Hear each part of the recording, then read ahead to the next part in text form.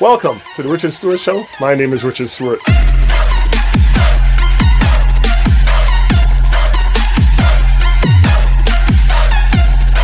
I'm a former national team player for the Canadian national team who won a silver medal for Canada in the 91 games in Sheffield, England. I also played at St. Joseph's University NCAA Division I in the Atlantic 10 Conference. Stewart again down the lane, no foul, they let him have it. Richard has 19. Currently, I own Advanced Basketball Canada, a program that teaches kids how to play basketball from the fundamentals to the more advanced. Two of the notable players that I've trained are Dillon who plays for the Memphis Grizzlies, and Brooks will go and jam it with the right hand off the setup by Morant. And Ignas Brazdeikiz, Brazdeikiz to steal, some contact, and we play on. Brazdeikiz, happy holiday! who plays for the New York Knicks. I also train ladies, and the ladies that are in university and have played in Europe as well. So I have a lot of ladies who have trained and are playing basketball. Welcome, true believers, to the Richard Stewart Show. My name is Richard Stewart. Thank you for tuning in today. I have a special guest today, a martial artist, a man from my community actually here in Toronto who we saw rise to great heights, a teacher, a mentor, well respected in our community and I'm sure in the martial arts world as well. It's a treat to have him on our program. And help me folks to welcome Mr. Dexter Delves. Hey Dexter, how are you, sir? Richard, buddy, I'm doing great, man. It's been awesome, Richard. How you doing? I'm doing great. Thank you for asking. How's your family? Family's great, man. Thanks. Family's great. Thanks for having me on the show. I'm most appreciated, brother. All right. No, thank you for being here. I'm humbled by your presence on my program. Ladies and gentlemen, you guys just don't know how thrilled I am to have someone of this caliber on this show. I remember Dexter when I was a little kid, a wee little kid, growing up in North York near Chalk Farm, where there was a community center. And for the first time, I used to watch, my father watched Kung Fu movies. You guys remember the Kung Fu movies? My father watched those things back in the day. And I go to the community center and I see a man doing, young man, you know, we're young back then, doing forms and doing stuff. And I'm like, he was dressed in a Kung Fu outfit one time, and next time he had those ballet slippers on. I'm like, who is this guy? And I was just like, I was intrigued because I love Kung Fu movies. And next thing we know is Dexter. Dexter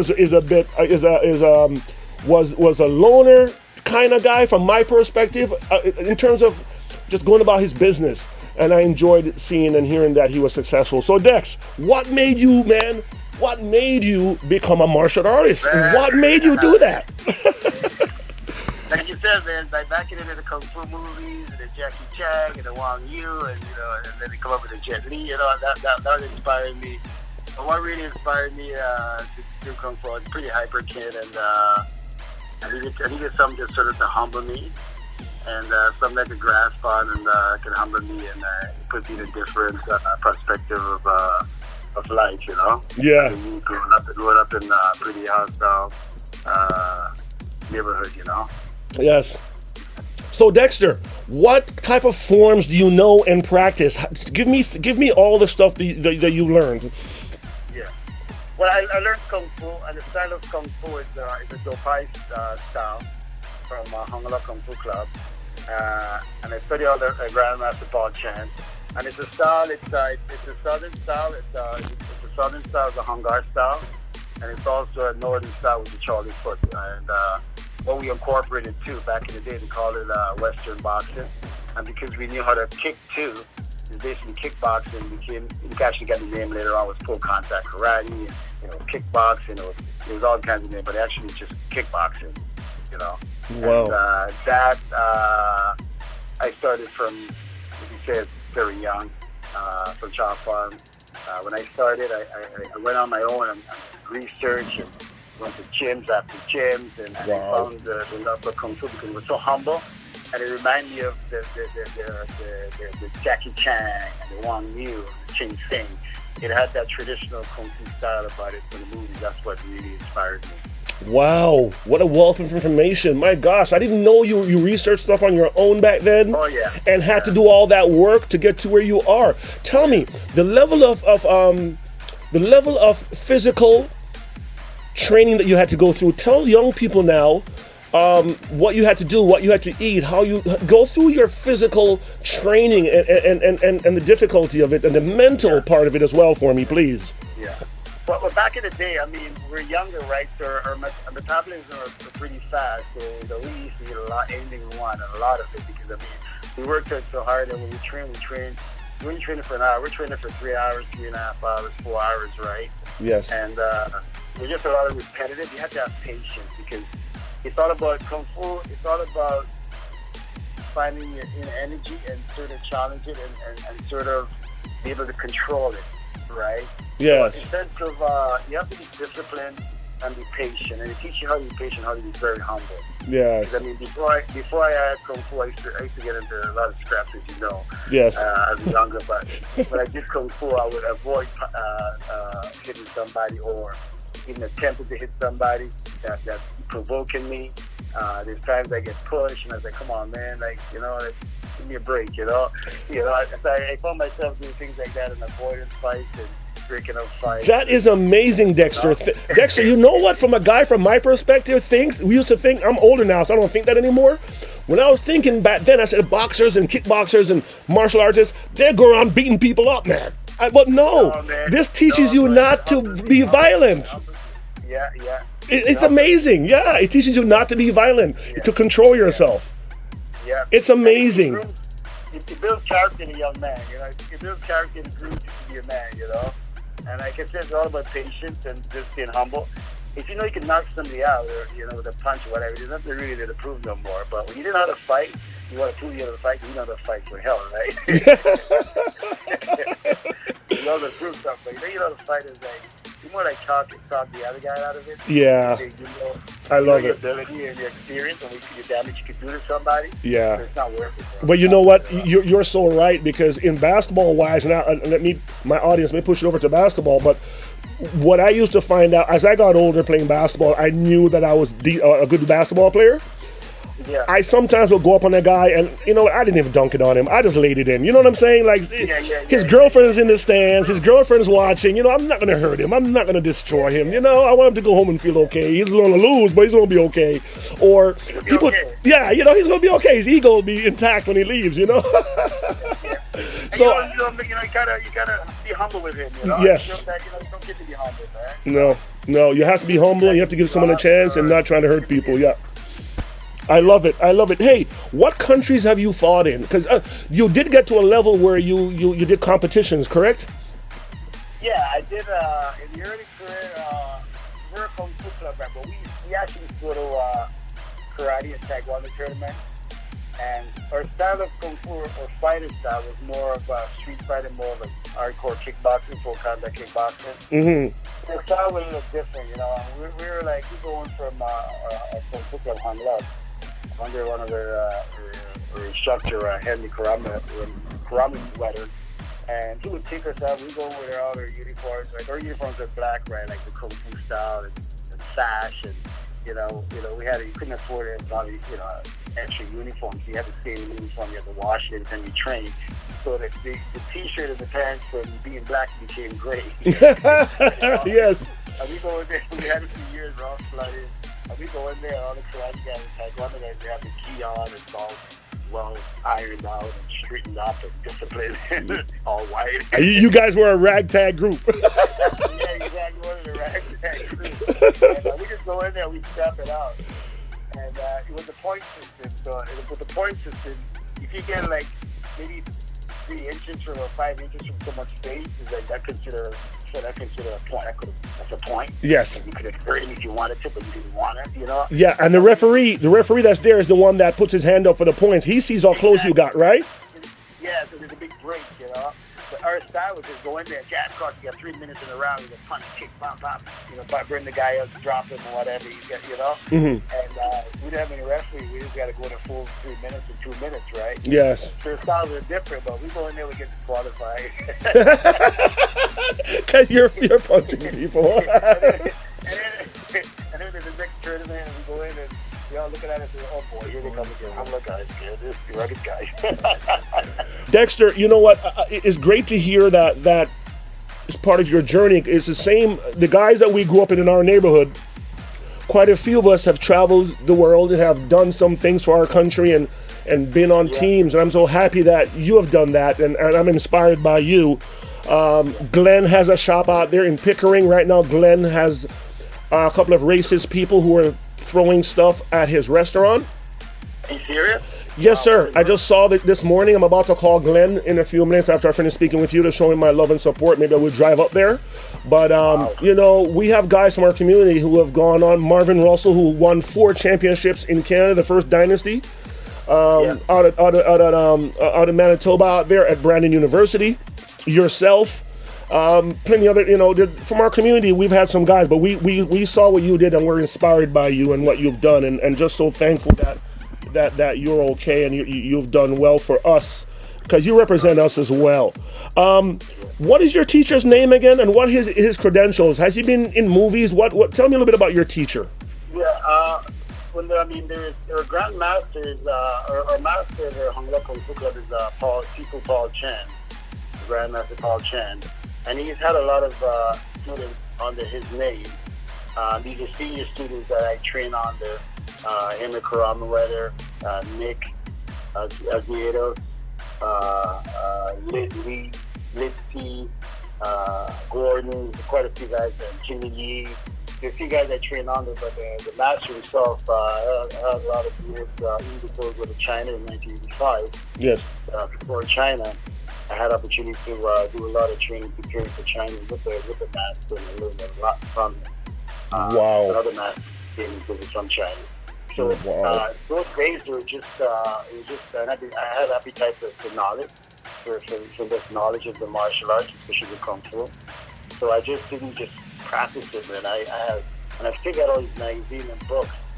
I read about a lot of philosophy, a lot of the meanings of the different styles of Kung Fu. Yes. A lot of the history of it.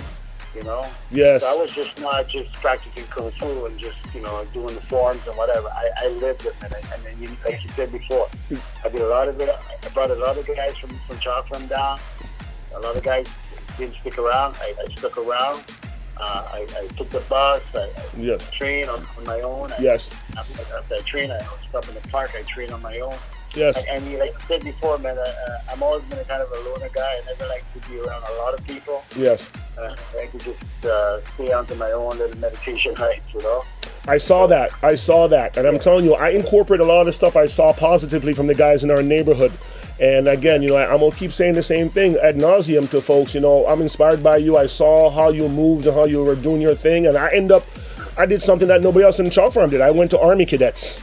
That's something nobody else did, you know, and I shined my boots, spent hours shining the boots so you could see your face in that thing. And I remember you guys, Derek. Derek came with me. I took Derek to Cadets. It's like you brought people with you. I brought people with me.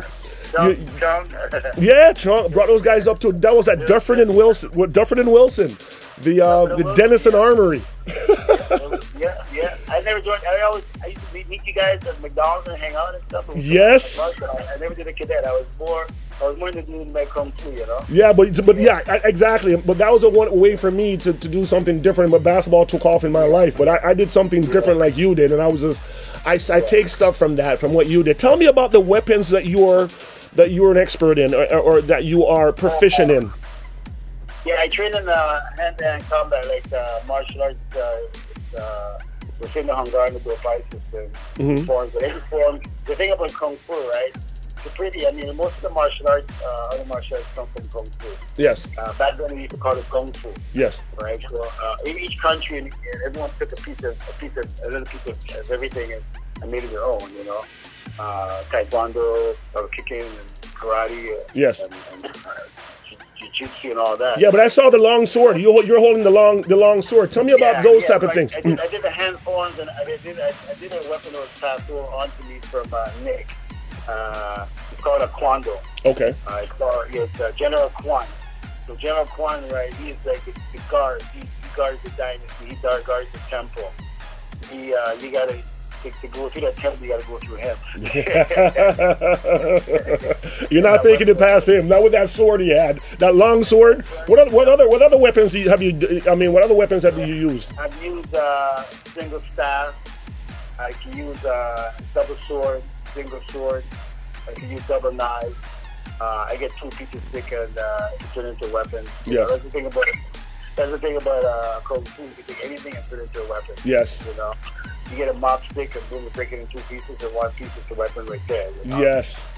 Your belt around your waist, you take your belt off, it's a weapon. Your shoelace. Yes. So it's a defensive weapon, you know? Yes. Yeah. Nice. That's amazing. That's the big buckles. Yeah. Perfect weapon. Hey, if you weren't scared before, ladies and gentlemen, be scared now. Your keys are a weapon. Your keys are a weapon. Yes. Your keys are a weapon. Yes. Yeah. Nice. That's awesome. That's awesome. So, I would like to thank our sponsor. No sugary snacks! No sugary snacks! No sugary snacks! No sugary snacks! What did your parents think when they saw the change in you? Because you had just said that as a young man, you were willful, that you were getting into scraps and scrapes, and to put it mildly, in our community. What did your parents think about your change when they saw you start to metamorphosize into a humble, generous, nice person? All I see is smiles on my mom's face. You know what I'm saying? I see smiles on her face. My mom came here with 4 of us. Yeah.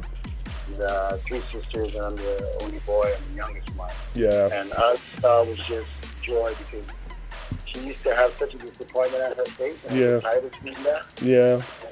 And most of the fights we got into, man, it was just basically, man, back in the day, it was no gang, nothing. It was just more we defended ourselves against the racism, That's right. It was more, we had to fight. I mean, it was fun. I was talking about another buddy of mine the other day. I said, we had it tough, man, as the brothers growing up. Yeah. We had to fight the Italians, disco guys. We had to fight Dan and Downsview. Yes. And then we had to fight the Rockers, the Stoners. Yes. So we had 2 groups. We had to fight, man. We got to be careful. We're getting jumped by the Stoners, or we're getting jumped by the Italian, the Italian guys. So it's like, we all got the surprise over there. And then the thing about it, the Stoners and the disco guys didn't like each other. That's right. That's right. But they fight each other.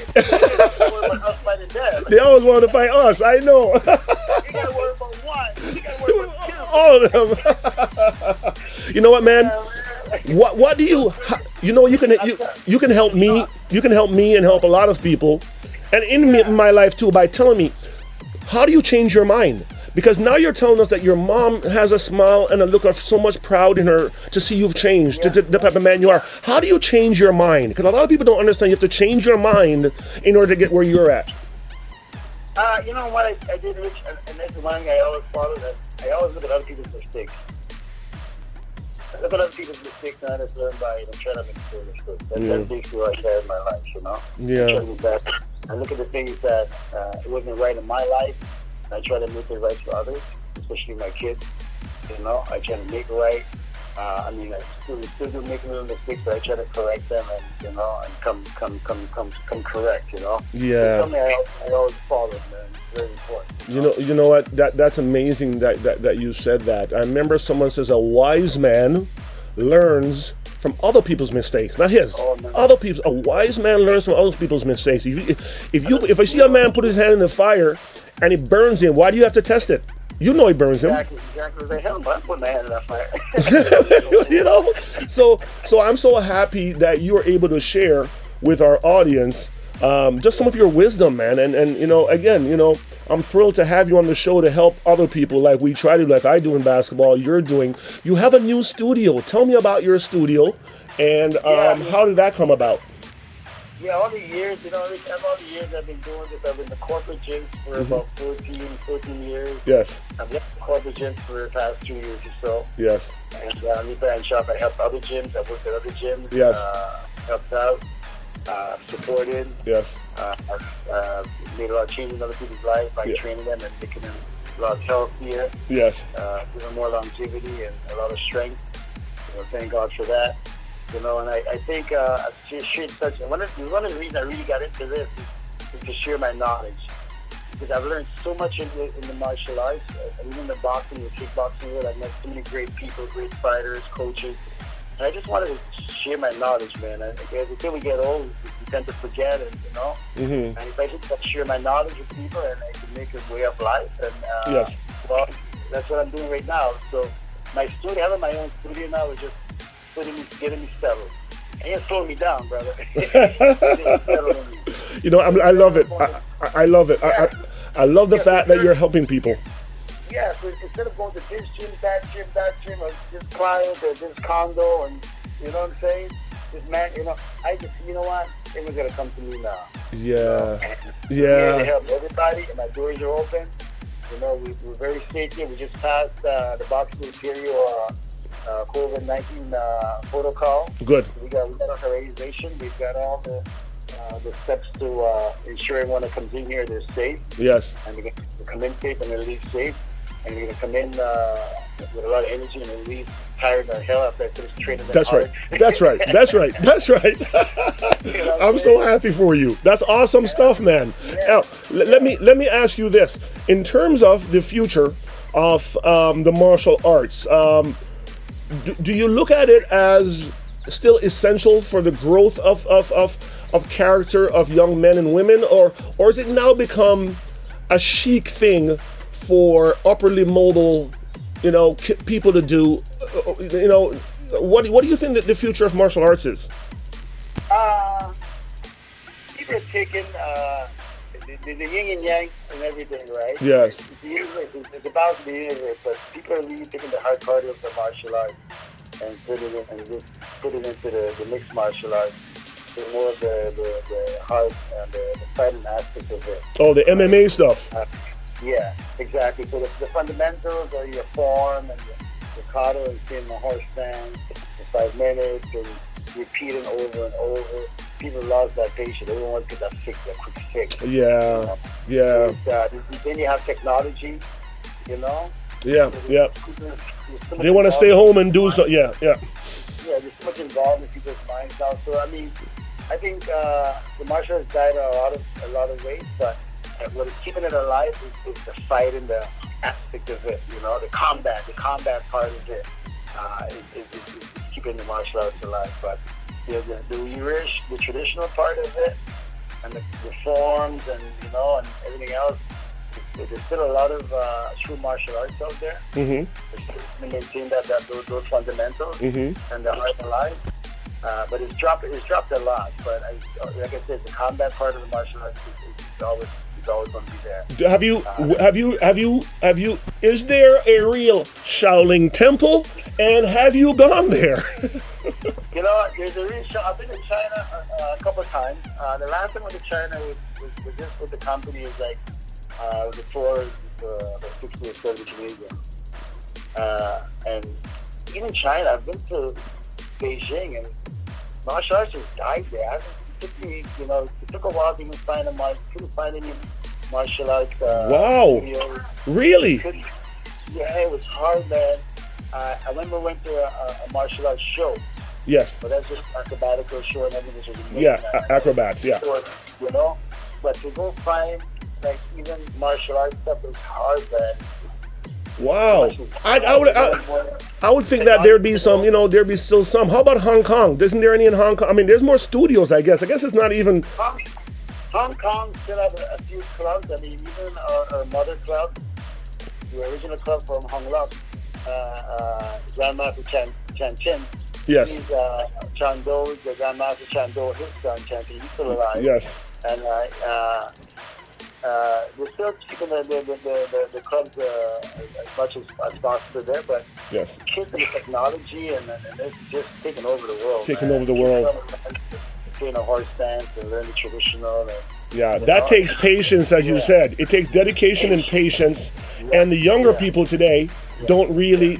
I'm not generalize all of them. Some who you need to infuse into what you were doing before are not getting there. And again, if I don't know if you agree with this, but I remember there's times when the police used to bring you home when you're in trouble. Let's bring you home. And your parents would be like, okay, let's find an outlet for this aggression. Now they just take you to jail.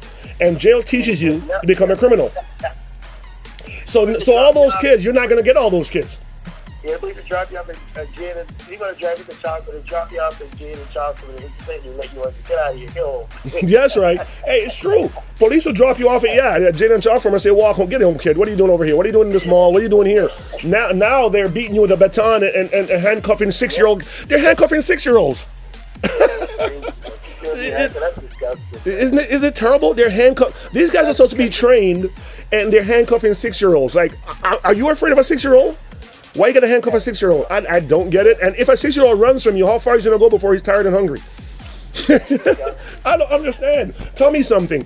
Have you ever been approached to do any type of training for the police academy or a training program with, say, the Canadian Forces or anything like that? Have you ever seen what they do for their soldiers and for the police force or anything like that?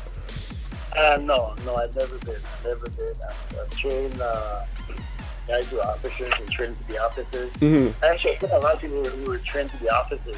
Okay. Yeah. But not in official capacity. They come on their own. Yeah. Okay. Yeah. Nice. They have their own manual that they go by. Yeah. So, a lot of stuff I do is a lot more take a guy out. Okay. Yeah. And you know what? Speaking of taking that guy out, I was, ladies and gentlemen, you know the movies. The 5 Deadly Venoms is one of the ones. Fist of the White Lotus. I love that one. The Flying Guillotine.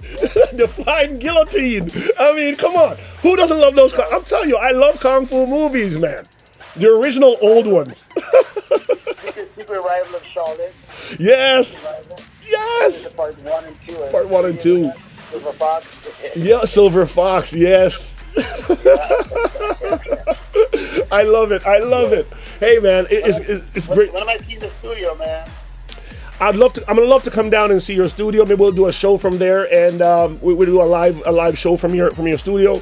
When COVID starts to loosen up, I think we'll start to visit some folks. You know, but go ahead. Bring some of your kids down. You can do a program with them, get them boxing, you know? That's true. You know what? I have a lot of kids that have come through my program, and it would help them. Their balance, their concentration. It would help. It is helpful. Yeah, because I've trained people, Richard. I've trained guys that they told me when they play basketball, the speed are a lot more alert because the reflexes through boxing. I've trained hockey players, told them they're faster on the ice because of all the kicking and stuff. The reaction, the reflex is a lot quicker. Yes. Golf, swinging way more, swinging a lot harder, a lot further, hitting that ball, turning the pivot on the hip. Wow. Forward, you're talking about cross training. That's what they call cross training, right? Yeah. That's awesome. Yeah. Well, you Yeah. know what, Dexter? I want to thank you for being on our program today, man. Again, it's a thrill for me. I hope the audience learned something. A real Kung Fu expert on my show. A thrill for me, a man from my neighborhood who went around the world and made our whole community proud. And just thank you so much, Dexter. Ladies and gentlemen, Dexter Delves, check out his studio. And thankful to have you, sir. Richard, it's a pleasure being on your show, man. Keep doing all the great things. I love the work you're doing with the kids. Keep it up, brother. We got a talent and we got to share it and inspire these young kids and get them off the shoes, brother. Thank you, sir. I listen to you and I love you. And ladies and gentlemen, thank you. Thank you very much. You know what we say at Advanced Basketball? Little things turn into big things. God bless you.